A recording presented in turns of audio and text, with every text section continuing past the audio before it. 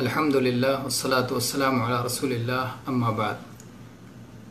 آج انشاءاللہ صدقہ فطر کے تعلق سے بعض باتیں آپ کے سامنے رکھنے کی کوشش کریں گے۔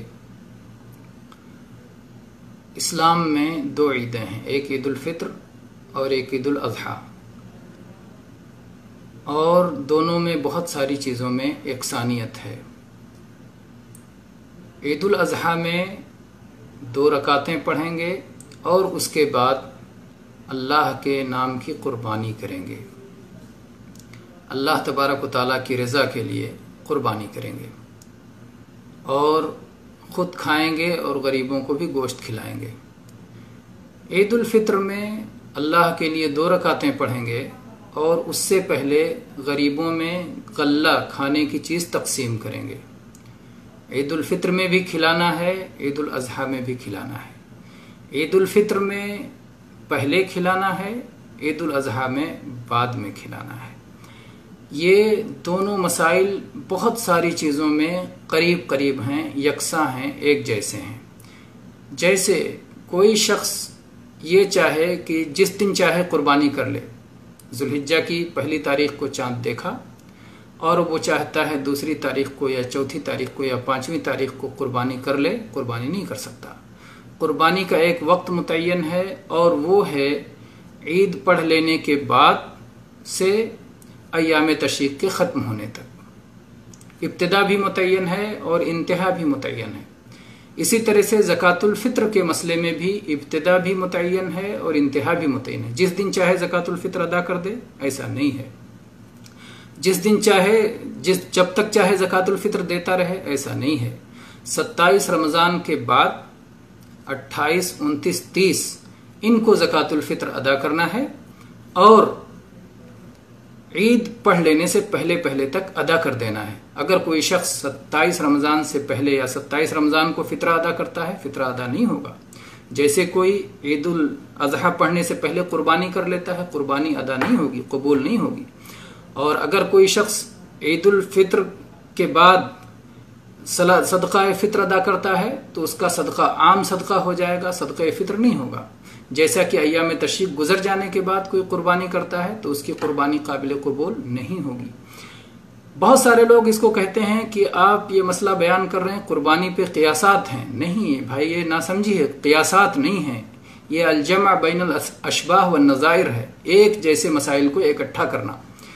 تو قیاس کہہ کر کے اسے آپ آسانی سے رد کریں، یہ آپ کی کم علمی مانی جائے گی۔ یہ جمع بین الاشباہ والنظائر ہے کہ قربانی کا مسئلہ جس طرح سے ہے کہ قربانی آپ چاہیں دنیا کے جس کونے میں دے سکتے ہیں، کسی شخص کو آپ اپنا وکیل بنا دیں اور وہ آپ کی طرف سے قربانی کر دے۔ ایسے ہی صدقہ فطر دنیا کے جس کونے میں آپ چاہیں دے سکتے ہیں، آپ کسی کو اپنا وکیل بنا دیں، وہ آپ کی طرف سے غریب کو صدقہ فطر ادا کر دے۔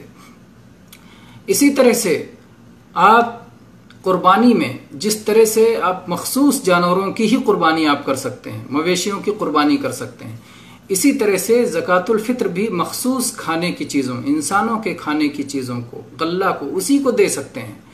آپ جیسے قربانی میں ہرن کی قربانی نہیں کر سکتے، ایسے ہی زکوٰۃ الفطر میں آپ چاہیں کپڑا دے دیں، سونا دے دیں، یہ سب نہیں ہو سکتا ہے، نہیں دے سکتے۔ کپڑا نہیں دے سکتے، سونا نہیں دے سکتے، چاندی نہیں دے سکتے، جانوروں کے کھانے کا چارہ نہیں دے سکتے، برتن نہیں دے سکتے، یہ ساری چیزیں فطرہ میں نہیں دے سکتے ہیں۔ فطرہ ایک مخصوص قسم کی عبادت ہے، مخصوص چیزیں اس میں دینا ہے، مخصوص وقت میں دینا ہے، مخصوص انداز میں دینا ہے، تو یہ فطرہ عبادت ہے۔ جیسے قربانی شعار ہے، پوری دنیا والے دیکھتے ہیں کہ مسلمان عید الاضحیٰ پڑھنے کے بعد قربانی کر رہے ہیں، جانور ذبح کر رہے ہیں، اور اس کے بعد گوشت خود بھی کھاتے ہیں، غریبوں کو بھی کھلاتے ہیں۔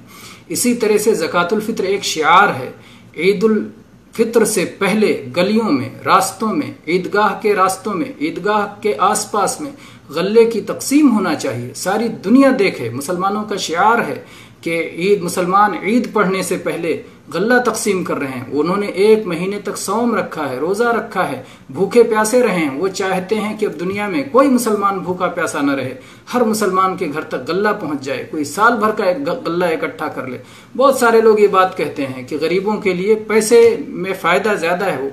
میرے بھائی، دنیا کا کوئی غریب پیسہ نہیں کھاتا، کوئی امیر بھی پیسہ نہیں کھاتا، سب لوگ غلہ ہی کھاتے ہیں، چاہے خرید کے کھائیں چاہے جو ہے ہبہ اور عطیہ پا کر کے کھائیں، لیکن کھاتے ہیں غلہ ہی، اسی لیے کھانے والی چیز ہی، طعام ہی دینا ہے، غلہ ہی دینا ہے، دوسری چیز نہیں دی جا سکتی ہے۔ اگر دی جائے گی تو یہ شعار مٹ جائے گا، یہ شعار ہے دین کا۔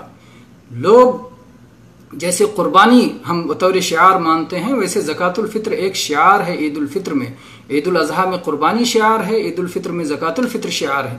جہاں جہاں یہ شعار مردہ ہو چکا ہے وہاں یہ شعار زندہ کرنا چاہیے، اور غلے کی تقسیم پر ضد کرنا چاہیے، اڑنا چاہیے، اتباع سنت پہ جمنا چاہیے۔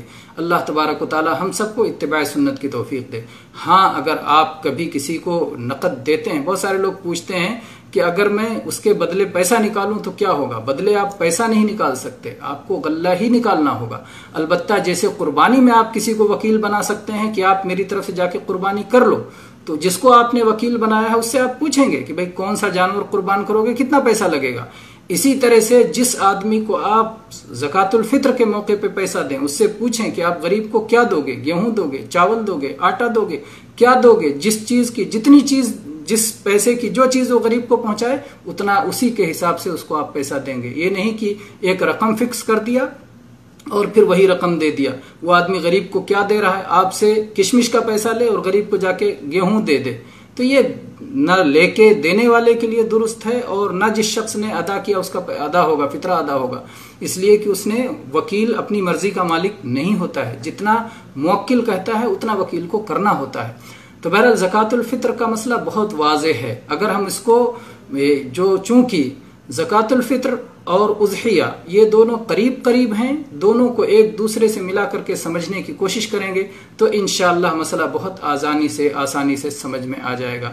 اللہ تبارک و تعالیٰ سے دعا ہے کہ اللہ تبارک و تعالیٰ زکوٰۃ الفطر کا آسان اور سادہ سا مسئلہ ہم سب کو سمجھنے کی توفیق عطا فرمائے، اور سنت کے مطابق نبی کریم صلی اللہ علیہ وسلم اور آپ کے صحابہ کرام کے طریقے کے مطابق اسے ہمیں اپنانے کی توفیق دے۔ آمین۔ وآخر دعوانا ان الحمد للہ رب العالمین، وصلی اللہ علی نبینا وسلم۔